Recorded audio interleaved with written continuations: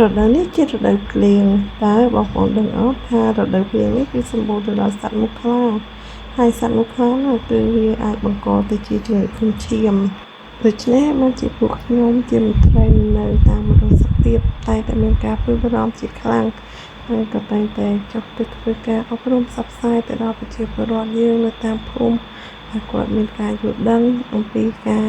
ថែទាំនិងការការពារ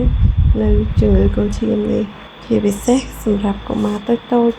គឺគាត់ត្រូវការការថែទាំការយកចិត្តទុកដាក់អំពីសំណាក់បងប្អូនជា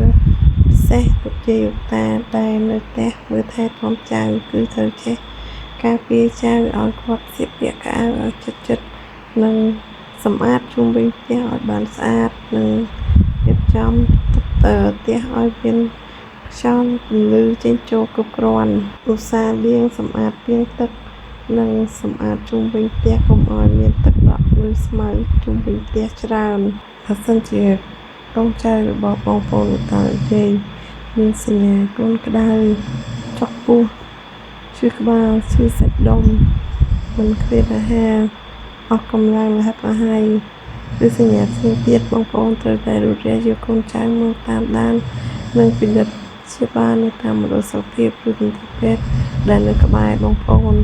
ដើម្បីឲ្យបងប្អូនបានដឹងថាកូនចៅរបស់បងប្អូនមានកើតជំងឺគ្រុនឈាមឬអត់